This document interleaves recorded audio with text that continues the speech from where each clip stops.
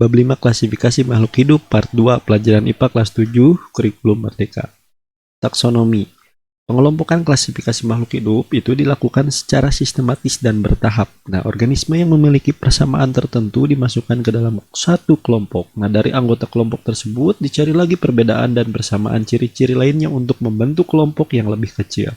Jadi tujuan klasifikasi itu adalah untuk menyederhanakan objek makhluk hidup yang beraneka ragam sehingga lebih mudah untuk mempelajarinya. Nah, di mana ilmu tentang klasifikasi makhluk hidup itu disebut dengan taksonomi.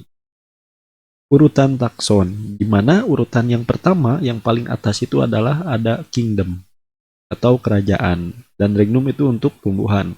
Nah, jadi setelah kingdom ada yang dinamakan dengan phylum. Phylum ini untuk hewan dan divisi atau divisio ini untuk tumbuhan. Kemudian ada kelas di bawahnya.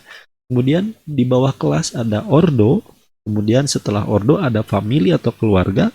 Kemudian setelah famili ada genus, kemudian ada spesies, dan yang terakhir adalah varietas atau ras. Jadi semakin ke atas ini, anggota taksonnya itu makin banyak. Nah, sedangkan semakin ke bawah arahnya ini, maka kesamaan ciri-ciri dari organisme atau makhluk hidup itu semakin banyak juga. Kingdom atau regnum. Kingdom bagi hewan dan regnum bagi tumbuhan merupakan tingkatan takson tertinggi dengan jumlah anggota takson terbesar.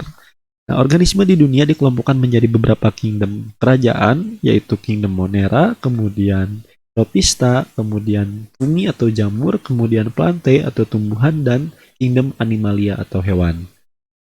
Phylum atau divisi. Phylum bagi hewan dan divisi atau divisio bagi tumbuhan merupakan tingkatan takson di bawah kingdom. Misalnya, kingdom plantae terdiri atas 3 divisi, yaitu Bryophyta, yaitu lumut, Pteridophyta, yaitu tumbuhan paku, kemudian Spermatophyta, yaitu tumbuhan berbiji.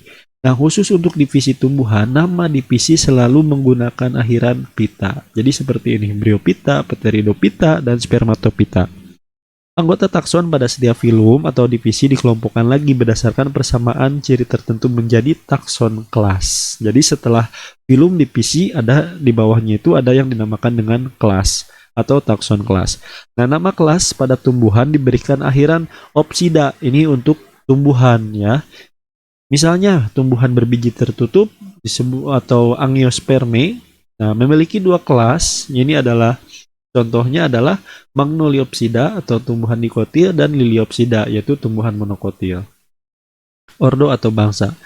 Anggota takson pada setiap kelas dibagi menjadi beberapa ordo atau bangsa berdasarkan persamaan ciri-ciri yang lebih spesifik lagi. Jadi semakin ke bawah dari kerajaan, kemudian phylum, kemudian kelas, kemudian ordo, ini persamaan ciri-ciri spesifiknya itu makin banyak. Nah, nama ordo pada tumbuhan biasanya menggunakan akhiran ales. Ini untuk tumbuhan. Sebagai contoh, Magnoliopsida ini atau dikotil memiliki ordo Solanales, Cucurbitales, kemudian Malvales. Kemudian anggota takson pada setiap ordo dikelompokkan lagi menjadi beberapa familia atau keluarga berdasarkan persamaan ciri yang lebih spesifik lagi. Nah, nama akhiran takson familia ini pada tumbuhan menggunakan akhiran Aceae atau misalnya Cucurbitaceae, kemudian Asteraceae, dan Poaceae. Poaceae ini adalah rumput-rumputan. Nah, adapun pada hewan, takson famili ini memiliki akhiran idae. Misalnya Felidae, ini kucing, kemudian Canidae, ya. Kemudian ada Hominidae. Famili. Nah, anggota takson setiap famili dikelompokkan lagi menjadi beberapa genus. Nah, berdasarkan persamaan ciri yang lebih khusus lagi. Ya. Jadi semakin ke bawah, semakin cirinya semakin khusus, semakin banyak. Kaidah penulisan nama genus yaitu huruf pertama ditulis dengan huruf kapital dan dicetak miring atau di garis bawah. Sebagai contoh ini ada jagung, nama Latin atau nama ilmiahnya itu adalah Z, ya, Z.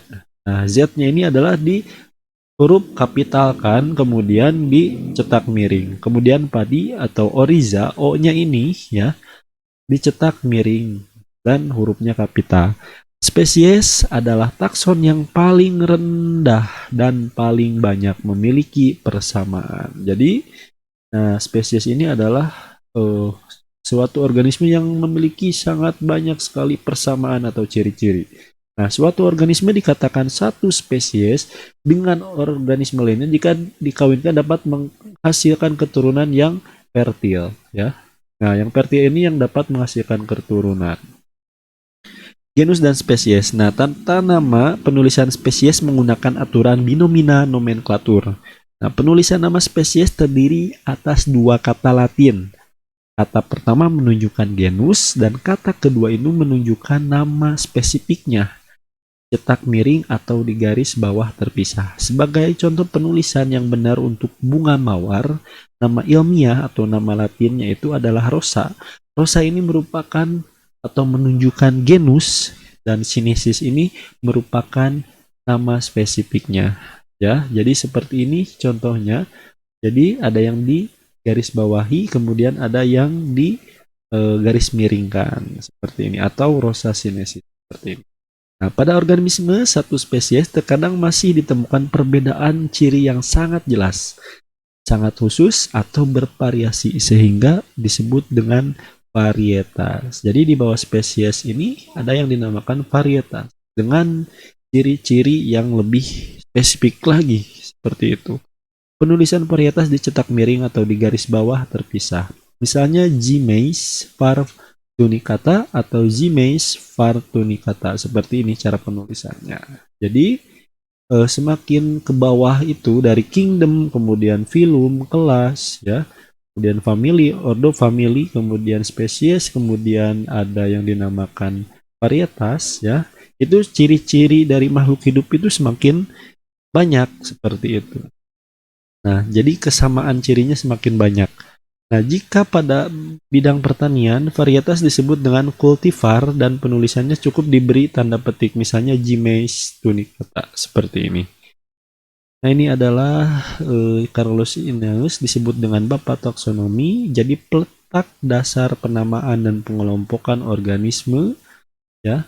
Kemudian serta penggagas teori organ reproduksi pada tanaman.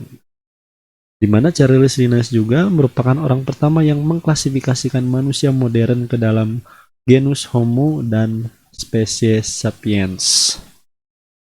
Contoh klasifikasi di sini, ya, ada kingdom Plantae, divisionnya Spermatophyta, ada subdivisionnya Angiospermi, kelasnya Monocotyledon, kemudian ordonya Poales, familinya Graminae, kemudian genusnya itu Orijalin, nah spesiesnya itu Orija sativa. Nah, jadi ini contoh dari urutan atau klasifikasi dari padi, ya, yaitu Orija sativa.